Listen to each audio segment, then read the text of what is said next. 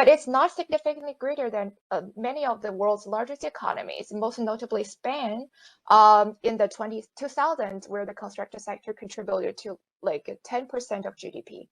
However, once we take into account the indirect or knock-on effects, the total domestic share of real estate in China's GDP exceeds the comparable figures for Spain and Ireland even before the global financial crisis, and also the United States, based on the harmonized OECD input-output tables that we used. So our conclusion back then proved to be quite prescient, and we successfully predicted the Evergrande liquidity crisis. So the table here spells out our calculations. So the indirect direct value added column here shows the share of GDP accounted for directly by the activities of that sector. So in other words, companies and workers engaged in all types of real estate related activities accounted for 11.8% of China's GDP in 2021. That ratio ranges from 11 to 12 over 2016 to 2021. The total demand, final demand column shows the total share of GDP accounted for by all the domestic economic activities embodied in the final demand for that sector. In other words, including the knock-on effects throughout the economy. So note that if we include also the import component, we will be adding 3% to the final demand, bringing the size of the sector to about 26.1% in 2018 and 25.4% in 2021. So taking account of the very large footprint of housing construction and real estate related sectors, we were also the first at the time to argue that China's housing sector is quite vulnerable to a sustained aggregate growth shock, such as the one that the current COVID-19 pandemic is posing, and even absent financial multipliers. So this chart presents China's GDP growth rate over the years, which is projected to be 3.2 in the most recent wheel, far below the country's 5% growth target this year. So in our baseline calculation, the adjustment to a decline in housing activity can easily reduce a cumulative 5 to 10% from the level of output over a couple of years. So as COVID zero policy continues to weigh on the economy, we can see that the risk of a growth recession continues to materialize. But why on the one hand, we observe a very large scale housing construction going on across the country for decades, so there should be enough supply. But on the other hand, we hear many journalistic accounts of extremely high prices, especially in large cities. So this bar chart is pretty illustrative. It shows the home price to income ratio in the world's major cities. This ratio is a key measure of housing affordability. We can see that China occupies 4 of the 10 most expensive cities in the world. So Beijing's ratio is around 48. But London, which is known to be expensive, the ratio was only a little over 20. So the reason for this disconnect, we argue in this paper, is the regional mismatch. So by regional mismatch, we mean that too much investment, especially real estate investment, has been made in wrong places. Too many homes are being built in smaller, lower income tier 3 cities without sufficient demand, which leads to excessive housing supply and fiscal and financial vulnerabilities. And in the meanwhile, housing affordability issue in large cities remains unsolved. So here is a bit more information about China's city tier system.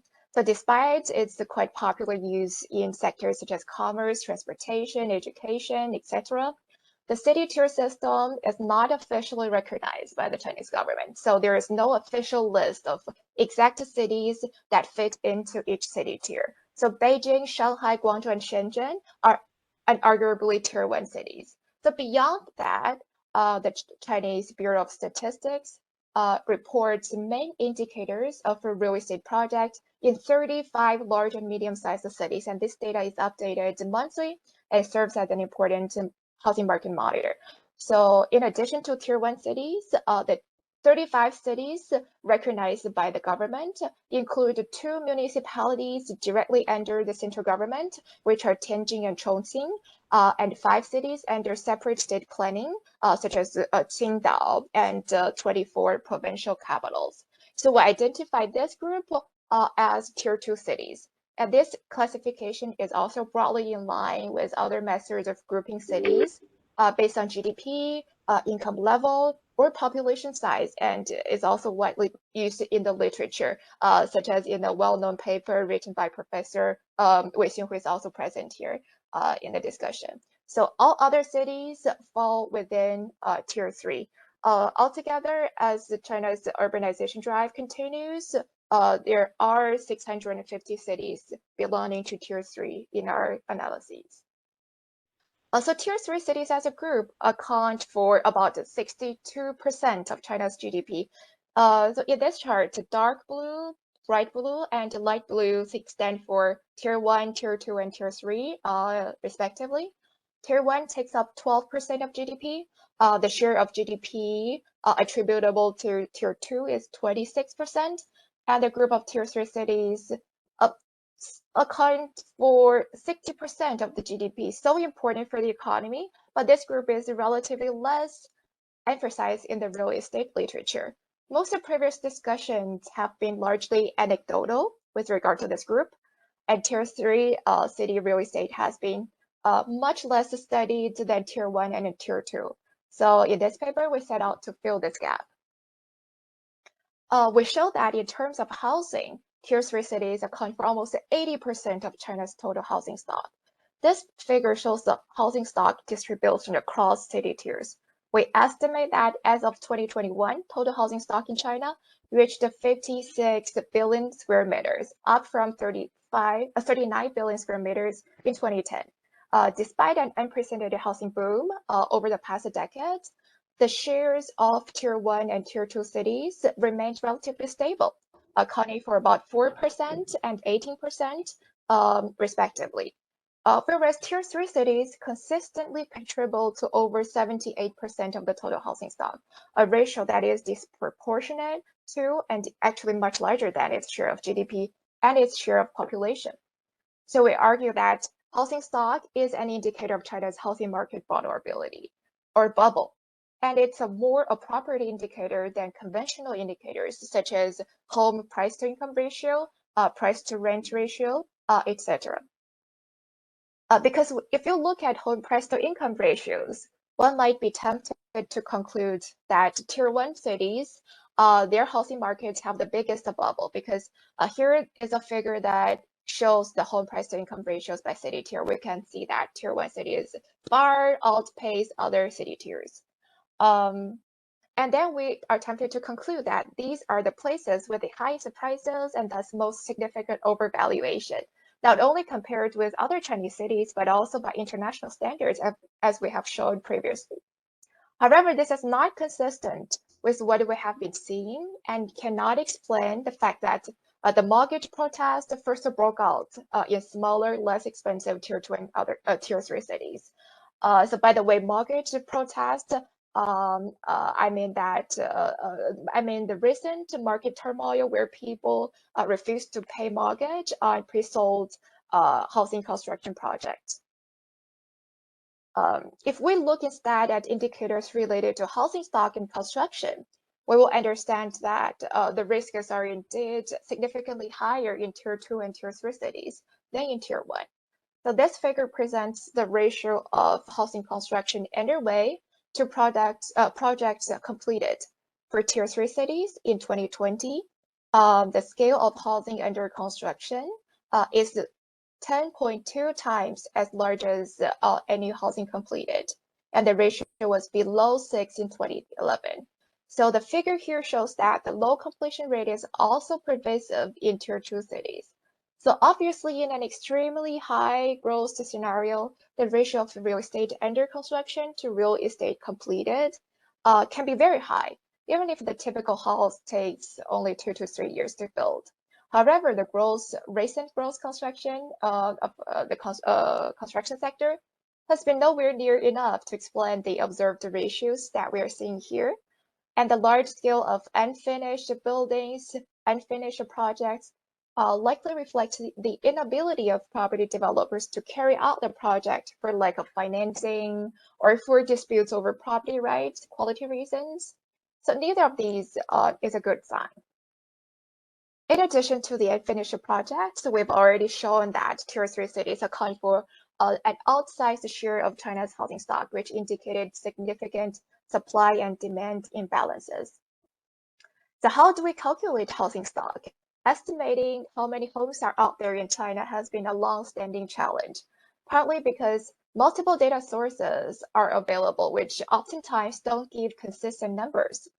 We have the national census, the national statistical yearbooks, and also the official website of China Statistical Bureau provides some regional and national numbers. And also we have the data from Construction Industry Association, Real Estate Industry Association, also from individual developers. So oftentimes these numbers are not consistent. And also disaggregating at city level proves even more difficult and also laborious because many of the city level statistical yearbooks have not yet been digitized and not even available online. So we took up the challenge, devoted extensive data work, and provided the most up-to-date estimate of China's housing stock. Here is a helicopter view of our methodology. So first, we consider the national census as the most reliable data source, mainly due to the way the data is collected. So every 10 years, 7 million census workers cover every household in China to compile the census. So based on that data, we are able to compute China's housing stock in 2010 and 2020, which are census years. So the formula that we use is as follows. Total housing stock equals the sum of urban housing stock and rural housing stock, which again are obtained by multiplying per capita living space and total number of households. And the two variables are directly available in the census book. So one thing to note is that the census identifies individuals as belonging to family households and collectives.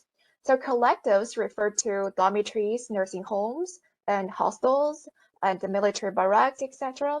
So the per capita housing living space of the collectives is not revealed. So to arrive at a reasonable estimate, we look for the building standards of various types of collectives. For example, the code for design of schools, the design code for buildings of elderly facilities, building space instructions for like higher education institutions, and so on. I wanted to mention this because this is just one of the myriad difficulties of really forming housing stock estimates. Next, for non-census years, we use 2010 as a base year and incrementally add housing residential house completed and subtract annual depreciation. So ideally, if we have census every year that is collected very rigorously, and then we will have like a year by year housing stock. But the fact that census data comes at relatively low frequency, which is every 10 years, so we have to figure out an alternative method to really restore the time series, annual time series. However, this calculation is again complicated by the existence of different data sources on housing completed. So most notably, we have fixed assets investment, housing completed, construction sector housing completed. So we take the larger of the two as our housing completed number. So there's also some judgment involved with regard to baseline depreciation rate. So here what we did was to assign a 50-year lifespan to historical housing stock and the 70-year lifespan to new housing construction. So our assumption is that buildings constructed more recently are of better quality and less longer life longevity. So this translates into an annual depreciation rate ranging from 1.4 to 2%. And this assumption is again verified against various building standards, national guidelines, and the construction year data reported in the census. So the housing stock of non-census years thus recalls the total of new construction plus existing construction adjusted by depreciation.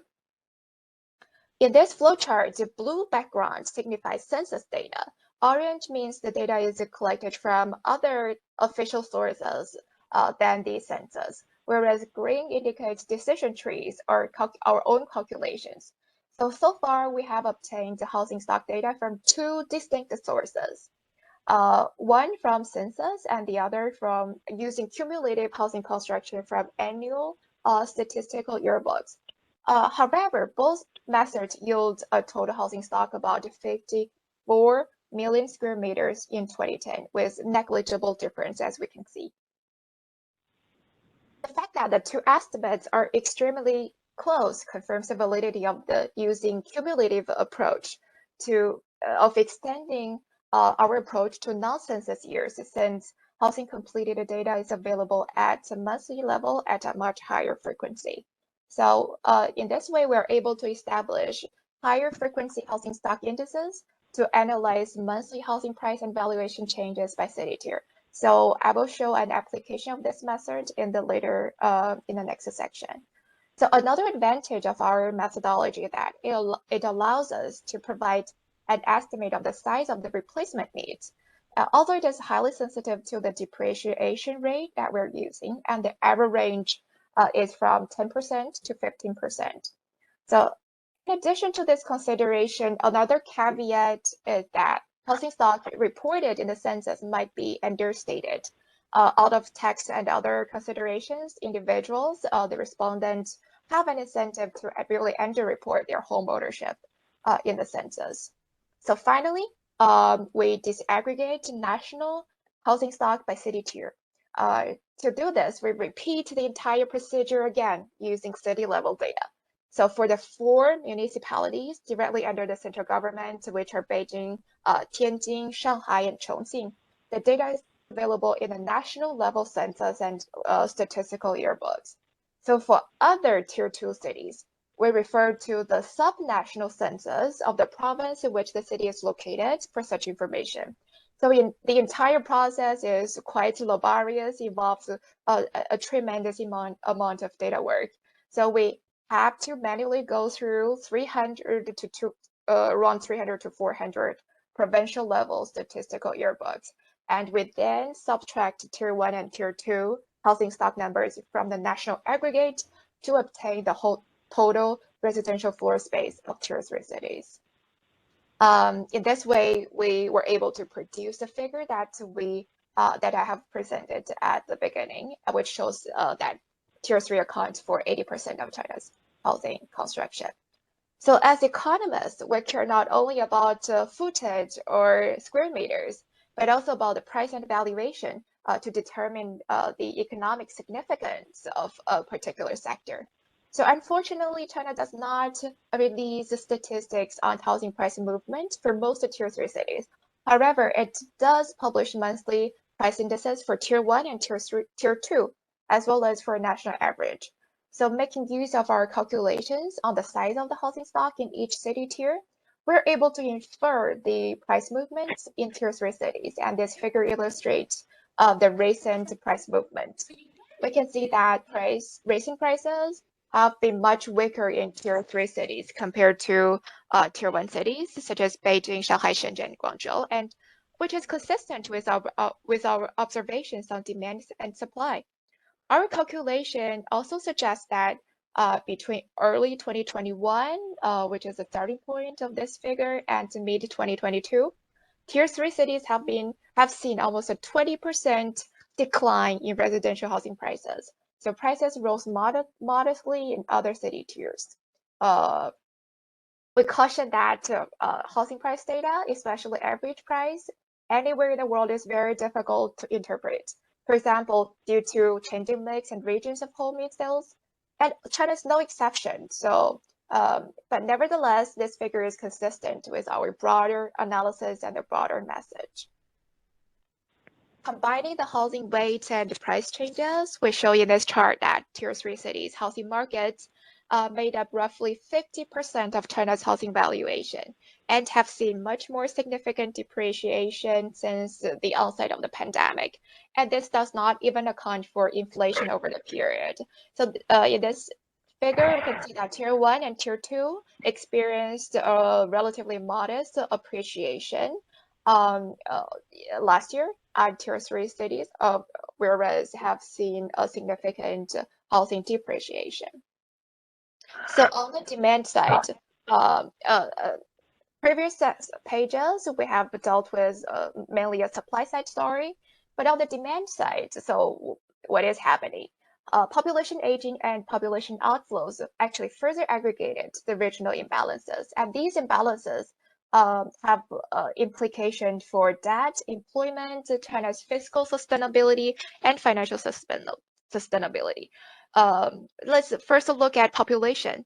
The massive housing stock in tier 3 cities actually stands in contrast with a population that has been slightly shrinking instead of expanding. We can see in this figure, population growth across tier 3 cities, which was already flat, even tilted to the negative territory in during 2011 to 2020, actually turned negative 2% in the latest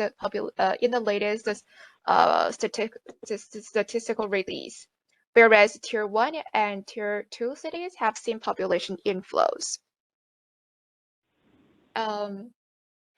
We have also touched upon the debt sustainability issues and also financial stability, but due to time constraint, I will not go into further details. But the overall message is that tier 3 cities, there is a higher reliance on land sales for local government revenues, and households in their household balance sheet, housing accounts for a larger share, about 70% of household wealth is on housing in tier 3 cities, a much larger ratio than in tier 1 and tier 2.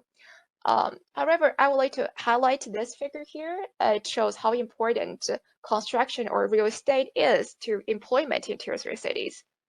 While tier 3 cities have close to 60% of housing under construction projects, they host over 90% of China's construction enterprises and hire over 85% of China's construction workers. So large share of construction enterprises is easy to understand because many of them are quite small compared to the state-owned construction firms often headquartered in large cities. The large share of construction workers, however, reflects the quick expansion of the sector, despite the consensus that the sector is shrinking. On the other hand, with a shrinking construction sector, this would have important implications for China's employment and labor market.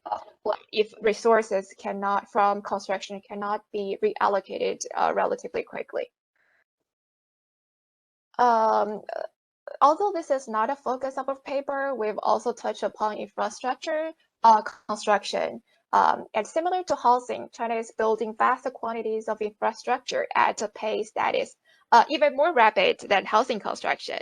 So many of the issues are closely related. For example, whether China is running into diminishing returns, just like Japan and many other Asian economies, and whether the large swatches of infrastructure construction are closely correlated with real estate development. So here is a figure that shows the high-speed railway passenger growth versus its construction growth rate. So China boasts the world's most advanced high-speed railway system, even dwarf that of Japan and France. So this is a very vivid example of China's breakneck construction in terms of infrastructure. So despite excessive capacity and heavy financial losses, China keeps expanding its high-speed railway network at a speed that far outweighs its growth rate of passengers. The orange bar here shows the growth rate of passengers, whereas the blue bars show the projected as well as the actual growth rate of China's high-speed railway system. So we also took a closer look at the statistics of different city tiers in terms of transportation infrastructure and utilities infrastructure. We can see that a disproportionate scale of infrastructure construction is happening in tier 3 cities, despite the fact that populations are flowing out of these cities. if we recall, tier 3 cities account for roughly 60% of the country's GDP, but they account for 88% of all the roads, 92% of new road construction, and 84% of expressways. Of course, an important argument for investing in more lower income tier 3 cities is precisely to help reduce regional inequality. But the experience from many advanced economies is that tier 1 cities still have that very strong centripetal power that are consistently pulling the populations into tier 1 cities. And especially given that there is a high concentration of medical and educational resources in China's tier 1 cities. So it would prove very hard to really move the populations from tier 3 to tier 1. From tier 1 to tier 3, sorry. Some of our key messages here. So our analysis of housing stock actually shows a gigantic housing sector. A lion's share of the economy is attributable to the sector, about 26%. And we were far out of consensus when we wrote it, and the market has converged to our number. After years of rapid expansion, China is getting overbuilt. And even absent a financial multiplier, the adjustment to a much smaller construction sector could be very painful. And we here propose a relatively novel bubbles indicator that focuses on the less studied tier 3 cities and shows that China's property sector problem is more acute in smaller, lower income regions. The reason is that population outflows compounded with a rapidly aging population point to a declining housing demand and higher downward price pressures in the foreseeable future, especially for tier 3 cities. Thus, the long-term demand may not be able to sustain the current pace of construction production. The same problem actually of excessive supply happens to infrastructure sector as well.